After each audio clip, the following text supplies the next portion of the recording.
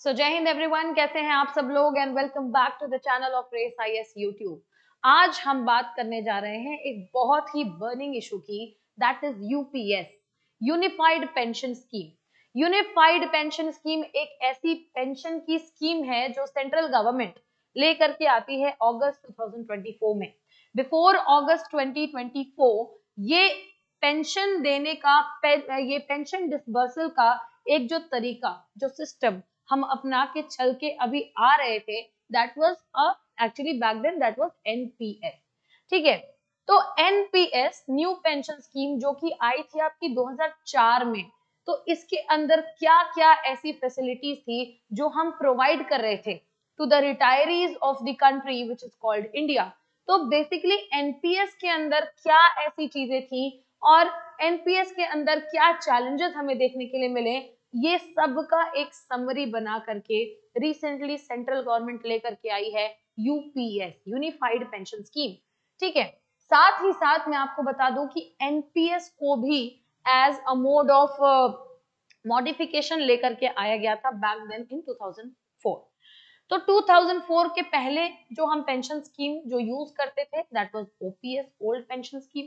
ठीक है, क्या क्या इनके बीच में प्रावधान है, क्या इशू चल रहा है, यूपीएस यूपीएस यूपीएस सारी जगह आप देखते हैं। आज के डेट में this topic is flooding on the internet. So today you are at the right platform. यहाँ पे आपको यूपीएस से रिलेटेड कोई भी कंफ्यूजन नहीं रहेगी अगर आप वीडियो के अंत तक बने रहते हैं तो। So you are coming here, ये आपकी जो 14-15 मिनट्स की जो वीडियो होने वाली है, इसके बाद यूपीएस का कंसेप्ट आपका क्लियर हो जाएगा एग्जाम पर्सपेक्टिव से भी और जनरल अवेयरनेस के भी पर्सपेक्टिव से। स्टार्ट करते हैं। UPS that stands for unified pension scheme. क्या की फीचर्स हैं, क्या बेनिफिट्स हैं, क्यों आखिरकार एनपीएस को हटाने की जरूरत पड़ी। ठीक है, और ये किस हद तक ये जो है एफिशिएंट होने वाला है सारे स्टेट्स के लिए, सेंटर के लिए। तो ये बेसिकली कुछ चीजें हैं that we will come to know today. आगे चलते हैं। अबाउट द फ्रेमवर्क, ये जो यूपीएस आपके सामने बार बार न्यूज में आ रहा है that is unified pension scheme, recently government ने इसको इंट्रोड्यूस किया है।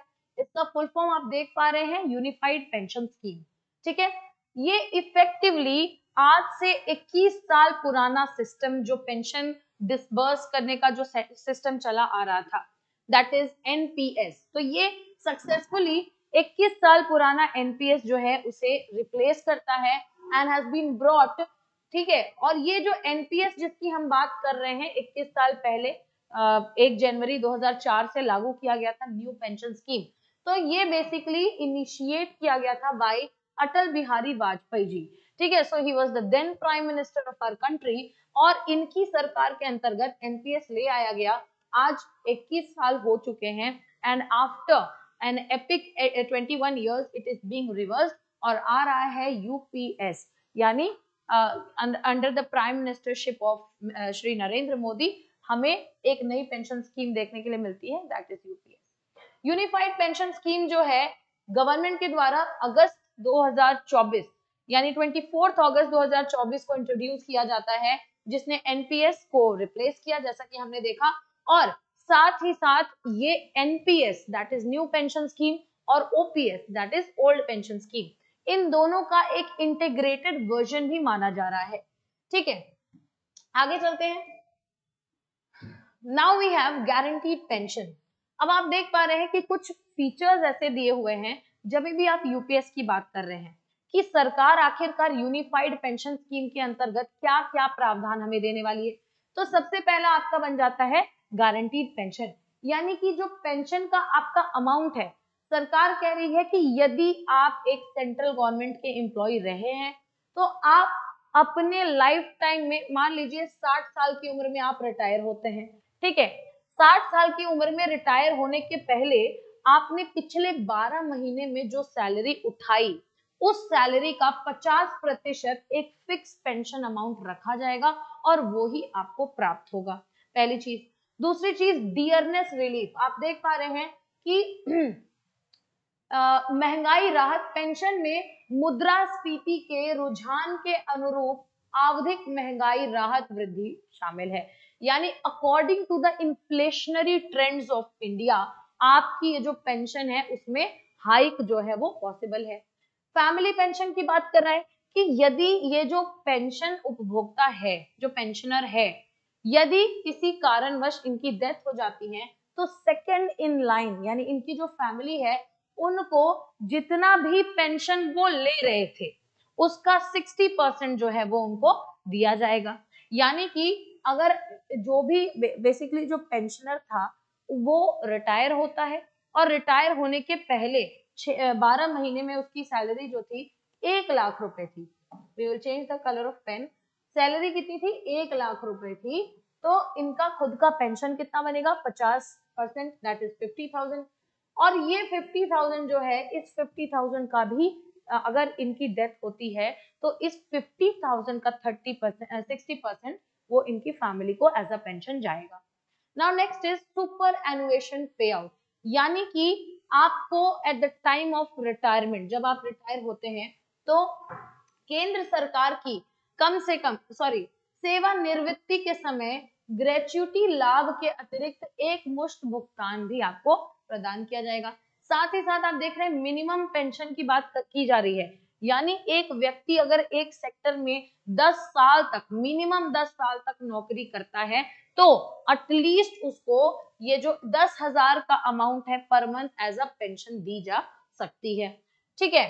सेकेंड इज की एलिजिबिलिटी की अगर हम बात करें तो जो लोग भी रिटायर होते हैं, those who have been retired under NPS, यानी कि आज बेसिकली 1 अप्रैल 2025 से ये लागू होने वाला है हमारा यूपीएस। तो 1 अप्रैल 2025 के पहले जो लोग एनपीएस के माध्यम से भी पेंशन पा रहे हैं, रिटायर हो चुके हैं, वे भी इस बेसिकली स्कीम का लाभ उठा सकते हैं, वो भी लाभार्थी हो सकते हैं। They can also follow UPS. Now ये जो एनपीएस के जो रिटायरीज है, ठीक है, they will be able to drawn their pension from the means of UPS. Terms of service, अगर यहाँ पे बात करें कि मिनिमम सर्विस क्या होनी चाहिए अगर हमें यूपीएस के अंतर्गत पेंशन चाहिए तो मिनिमम सर्विस आपकी 10 साल होनी चाहिए। अब बात है 25 साल की अगर बात कर लें तो एश्योर्ड पेंशन की बात कर रहा है, यानी कि अगर आपने संस्था में कम से कम 25 इयर्स आपने सर्व किया, ठीक है, यानी कि अगर किसी एक पर्टिकुलर गवर्नमेंट ऑफिस में आप 25 साल या उससे ज्यादा सर्व करते हैं तब तो ये जो पहला पॉइंट है आपका गारंटीड पेंशन 50% का आपको मिलेगा ही मिलेगा। लेकिन समहाउ अगर आप 25 साल नहीं कर पाते हैं, केवल 10 साल भी करते हैं तो 10 साल सर्विस होने के बाद आप पेंशन उठाने के लिए एलिजिबल है under the unified pension scheme. Next is contribution. क्या क्या है? सबसे पहला तो एम्प्लॉयज। अब देखिए क्या होता है कि हम 1 जनवरी 2004 के पहले ओल्ड पेंशन स्कीम फॉलो कर रहे थे, अभी हम उसको क्रोनोलॉजी में देख लेंगे। ओल्ड पेंशन स्कीम में भी ये प्रावधान था कि आपको अपनी सैलरी का 50% भाई मिल जाएगा। अब इसमें सबसे बड़ा मुद्दा क्या उठता है? ओल्ड पेंशन स्कीम की बात कर लीजिए, न्यू पेंशन स्कीम की बात कर लीजिए। न्यू पेंशन स्कीम स्पेसिफिकली मैं बोलूंगी कि इसमें सबसे बड़ा मुद्दा उठता है कि पहले के टाइम पे ऐसा होता था कि सरकार ये जो पेंशन देने की प्रक्रिया है इसको फंडेड नहीं रखती थी। यानी फंडेड अगर आप नहीं रखेंगे तो आपको बेसिकली एक डिपार्टमेंट को जितना भी बजट एलोकेशन होगा उसी बजट एलोकेशन में उनको पेंशन भी देनी होगी।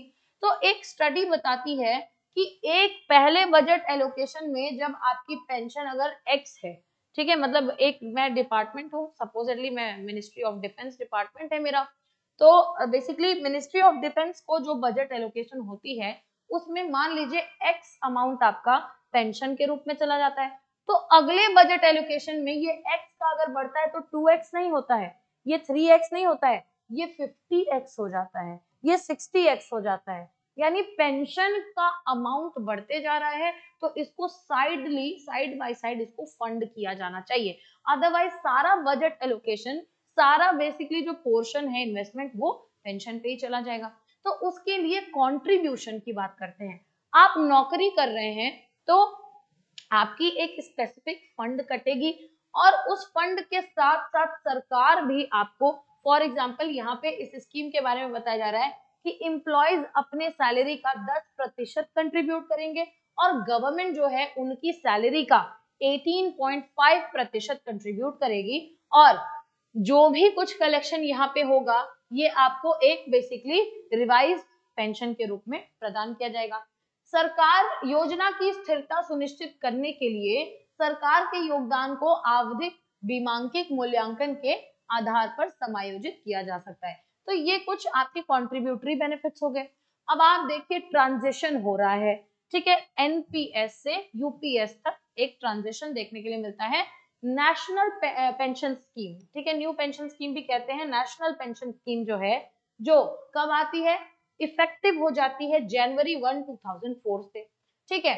नेशनल पेंशन स्कीम जो है पेंशन पे आउट करती है to the accumulated contribution from both government and employees invested in market link securities.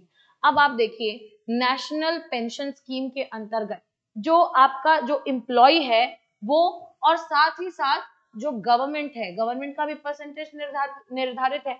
तो कहने का मतलब ये है कि एम्प्लॉय के अकाउंट से अगर कुछ फंड कट रहा है, गवर्नमेंट भी कुछ कंट्रीब्यूट कर रही है, तो यहाँ पे आगे ये भी प्रावधान था कि आप आगे इसको किसी सिक्योरिटी इन्वेस्टमेंट में भी इन्वेस्ट कर सकते हैं। तो ये आपका नेशनल पेंशन स्कीम हो जाता है।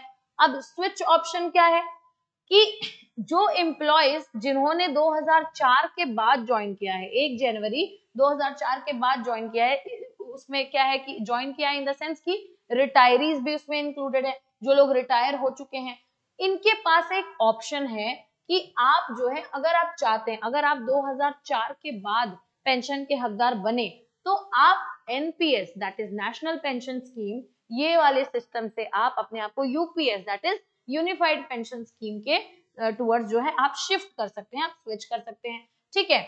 और कहा यह जा रहा है कि अगर आप स्विच करते हैं तो एनपीएस के मुकाबले आपको यूपीएस में ज्यादा बेनिफिट्स देखने को मिल जाएंगी। और बेनिफिट्स के साथ साथ अगर ये कन्वर्ट होते हैं तो तकरीबन 99% ऑफ एनपीएस मेंबर्स जो हैं वो पेंशन के हकदार होंगे under the new scheme that is unified pension scheme. तो ये आपको एनपीएस और यूपीएस का बता रहा है। आइए बात करते हैं लाइन से तीनों सिस्टम्स की। जब 2004 के पहले मतलब 1 जनवरी 2004 से लागू की गई अटल बिहारी वाजपेयी जी की सरकार के अंतर्गत आती है नेशनल पेंशन स्कीम, उसके पहले जो पेंशन देने का स्कीम चला आ रहा था वो है आपका ओल्ड पेंशन स्कीम। आप देखिए ओल्ड पेंशन स्कीम जो है वो सभी गवर्नमेंट एम्प्लॉयज के लिए बेसिकली एप्लीकेबल था। सारे गवर्नमेंट एम्प्लॉयज जो जिन्होंने जो है जनवरी 1, 2004 के पहले वो पेंशन के हकदार बनते हैं उनके लिए ये एप्लीकेबल था। दूसरी चीज ये है कि डिफाइंड बेनिफिट स्कीम कहा जा रहा है इसको, क्योंकि गवर्नमेंट के जो एम्प्लॉयज थे, ठीक है, बेसिकली अभी यूपीएस में हमने आपको एक चीज बताई कि old pension scheme that is OPS and national pension scheme that is NPS, इन दोनों का इंटेग्रेशन यानी थोड़े थोड़े दोनों के स्ट्रक्चर्स में से चीजों को लेकर के यूनिफाइड पेंशन स्कीम बनाई गई है। तो ये 50% वाला ये प्रावधान कहां से लिया है ये आप देख पा रहे होंगे। नेक्स्ट इज इस स्कीम के अंतर्गत आप देख रहे हैं कि जो इंटायर पेंशन अमाउंट था वो कौन बॉर्न कर रहा था, वो बॉर्न कर रहा था government, while fixed returns were guaranteed for employee contribution to general provident fund। यानी कि ओल्ड स्कीम के साथ में, ओल्ड पेंशन स्कीम के साथ में प्रॉब्लम ही यही थी कि यहाँ पे कोई कंट्रीब्यूशन नहीं देखने को मिल रहा था, कोई सेपरेट फंडिंग देखने को नहीं मिल रही थी और केवल गवर्नमेंट अकेले पेंशन का खर्चा उठा रही थी। So it becomes very important कि यहाँ पे हमें नेशनल पेंशन स्कीम आई और एक न्यू स्कीम की जरूरत उस समय थी ताकि गवर्नमेंट के ऊपर से जो है थोड़ा बोझ कम हो सके। ये है आपकी ओल्ड पेंशन स्कीम। अब बात करते हैं न्यू पेंशन स्कीम की, that is national pension scheme. तो जनवरी 1, 2004 में इसको इंट्रोड्यूस किया जा रहा है। सारे सेंट्रल गवर्नमेंट के जो एम्प्लॉयज हैं जो पेंशन के हकदार 1 जनवरी 2004 के बाद बनते हैं उनके लिए कंपलसरी कर दिया गया कि आपको पेंशन एनपीएस के तहत ही दी जाएगी, ठीक है। बाकी सारे स्टेट गवर्नमेंट्स के लिए, राज्य सरकारों के लिए कोई बाध्य नहीं किया गया। कहा गया कि आप अगर चाहते हैं पेंशन देना एनपीएस के माध्यम से तो आप जरूर दें। अगर आप नहीं चाहते हैं तो you can still remain with the old pension scheme. तो आप देखिए ऑलमोस्ट सारे के सारे स्टेट्स, कुछ एक्सेप्शंस दिए हुए हैं जैसे वेस्ट बंगाल, तमिलनाडु, ठीक है, इन स्टेट्स को छोड़ के ऑलमोस्ट सभी स्टेट्स ने एनपीएस अपनाया। साथ ही साथ राजस्थान, छत्तीसगढ़, झारखंड, पंजाब और हिमाचल प्रदेश जो है उन्होंने कुछ बेसिकली लीप ऑफ टाइम में उन्होंने ओपीएस की तरफ शिफ्ट बैक भी किया, that is old pension scheme की तरफ भी शिफ्ट बैक भी किया, ठीक है। This scheme is defined contribution scheme as the government employees have to make defined contribution, यानी कि आप जानते हैं कि एक कंट्रीब्यूशन स्कीम है ये। इससे पहले आपने ओपीएस में पढ़ा कि केवल अकेले गवर्नमेंट उनका खर्चा उठा रही थी पेंशन का, लेकिन ये एक कंट्रीब्यूशन स्कीम है जिसके अंतर्गत जो एक व्यक्ति का बेसिक पे है, आप देखिए कि बेसिक पे अलग होती है, पेमेंट अलग होता है। बेसिक पे वो रुपया है जो आपको किसी एक पद में जाने के लिए मिलता है, और उसके अलावा जो इंसेंटिव्स अलाउंसेस हैं वो आपके फुल पेमेंट में आ जाते हैं। तो बेसिक पे का 10% जो है एम्प्लॉय कंट्रीब्यूट करेगा, और एक ऐसा ही मैचिंग कंट्रीब्यूशन गवर्नमेंट भी करेगी।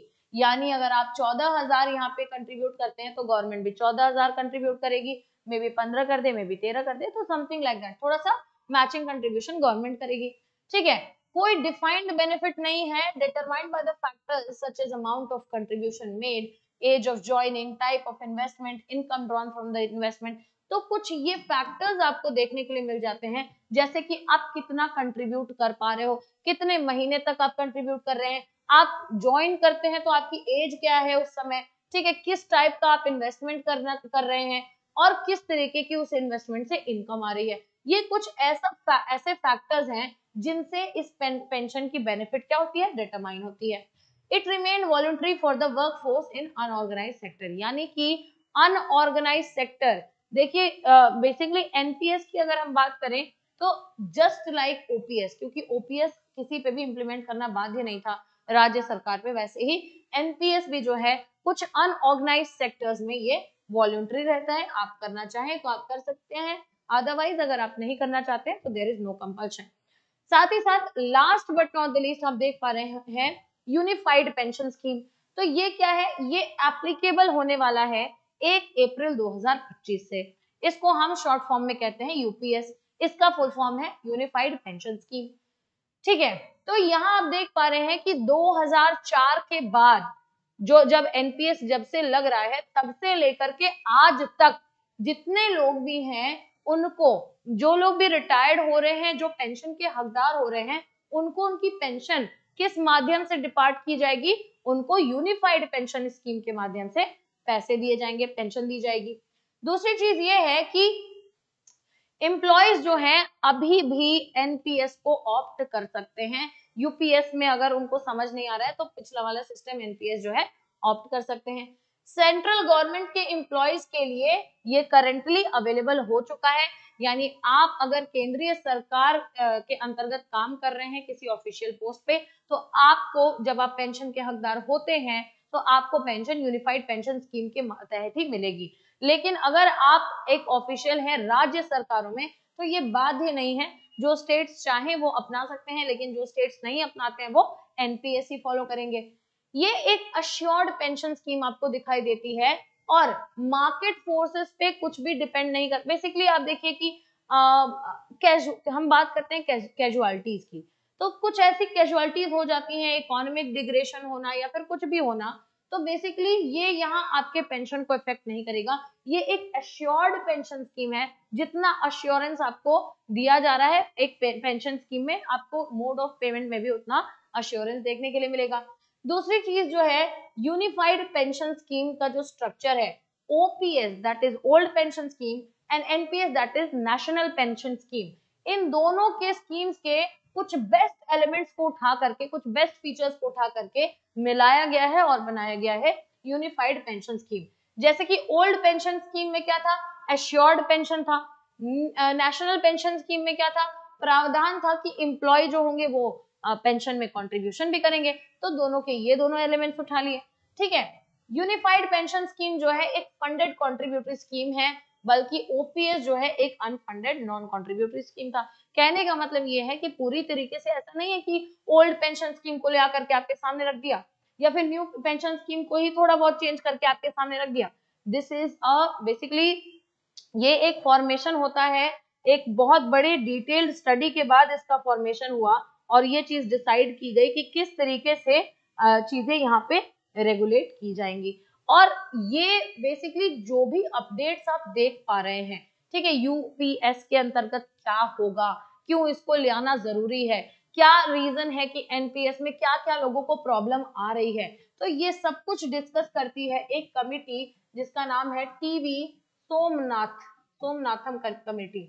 तो टीवी सोमनाथम कमेटी जो है वो इस एक रिपोर्ट को तैयार करती है कि यूपीएस के अंतर्गत कौन कौन से एलिमेंट्स बेस्ट सुटेबल हैं and how can it deliver the best of the best service to the customers, the customers, that is to the people of India, to the pensioners of India. तो this is all about UPS। आपको जितना जानना है इसमें और exam perspective से क्या important चीजें हैं, किस लिए हम बेसिकली ओल्ड पेंशन स्कीम में क्या था, नेशनल पेंशन स्कीम में क्या था और आपके यूनिफाइड पेंशन स्कीम में क्या है, ये सब एक कॉम्पैक्ट स्टडी कर करके हम लोग now we come to the conclusion that ये यूनिफाइड पेंशन स्कीम जो है वो एक integrated version of OPS and NPS हमें देखने के लिए मिल जाता है। So that is it for today. मिलते हैं किसी दूसरे वीडियो में एक ऐसे ही बर्निंग इशू के साथ। Thank you so much and जय हिंद।